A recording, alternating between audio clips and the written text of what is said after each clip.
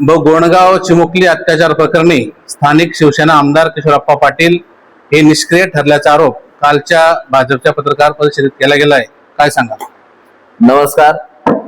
कालची जी पत्रकार परिषद झाली त्या पत्रकार परिषदेवर आम्हाला उत्तरही द्यायचं नव्हतं, पण जी लोकांमध्ये जी जनतेमध्ये ती नाराजी झाली की यांनी जे काल जी पत्रकार परिषद घेऊन आमदार साहेबांवर निष्क्रियतेचा त्यांनी हे केलेला आहे, ठप्पा लावलेला आहे, ते उत्तर देण्यासाठी आम्ही काही बांधले नाही. पण आम्ही एक जनतेला त्या केस कुठपर्यंत आलेली आहे, ती केसची काय सत्यता आहे ते सांगण्यासाठी आम्ही आज पत्रकार परिषद आयोजित केलेली आहे. त्या पत्रकार परिषदेसाठी आमचे भडगाव तालुक्याचे दोघी तालुका प्रमुख, भडगाव शहराचे दोघी शहर प्रमुख, नगराध्यक्षपदी प्रदीप मालचे आणि सर्व सन्मान्य नगरसेवक या पत्रकार परिषदेसाठी उपस्थित आहेत.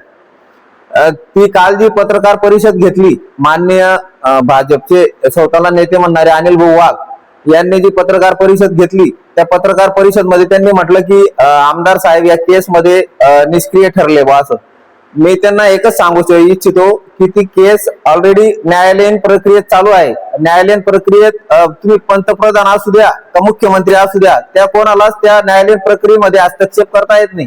जोपर्यंत आपण चार्जशीट दाखल होईपर्यंत आपला हस्तक्षेप चालतो. एकदाच चार्जशीट दाखल झाला का तिथं कुठलाही हस्तक्षेप चालत नाही.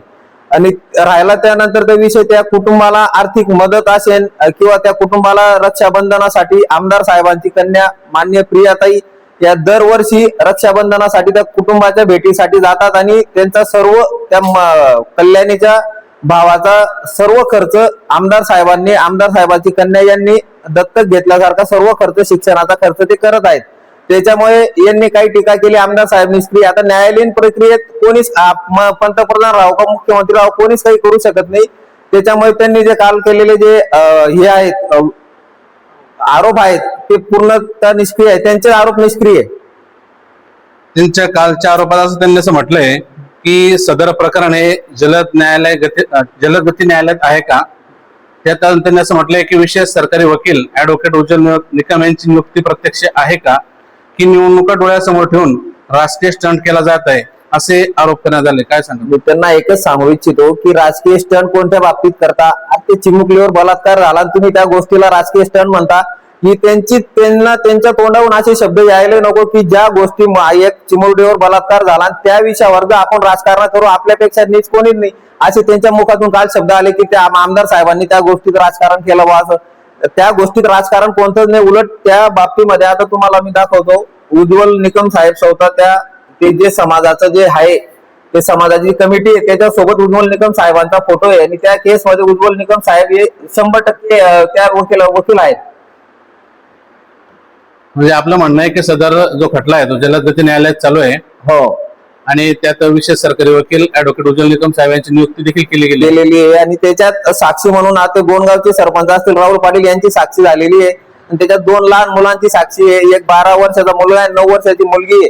त्या दोघांची साक्षी बाकी आहे. ते साक्षी 2दा गेल्या असताना तिथं काही बोलत नाही, त्याच्यामुळे ते खटला थोडा स्लो चालू आहे. त्यांची साक्षी ज्या टायमाला कोर्टात रेकॉर्ड होईल त्याच्या पुढे तो जास्त जलद गतीने पुढे चालेल.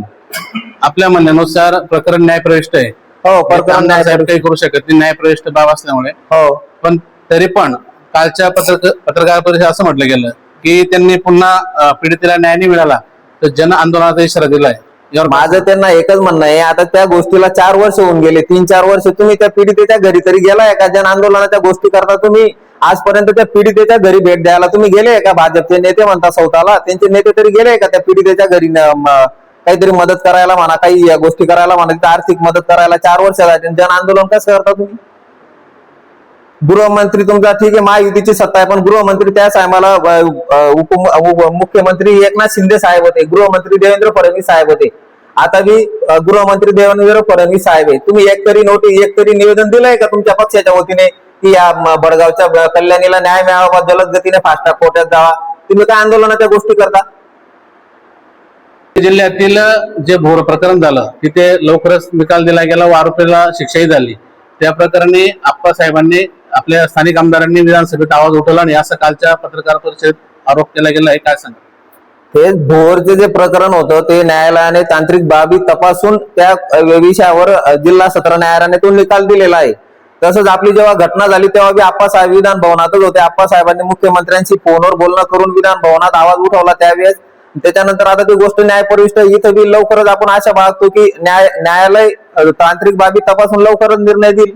आप्पासाहेबांवर त्यांनी जे आरोप केलेले की ते बिनबुडाचे निष्क्रिय आरोप आहे.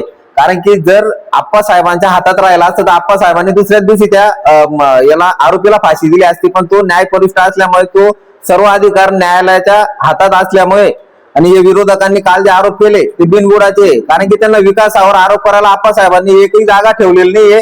म्हणून असे कुठले तरी ज्या म्हणजे ज्या चिमुरडीवर बलात्कार झाला त्या गोष्टीचं राजकारण करून तुम्ही काल पत्रकार परिषद घेतली.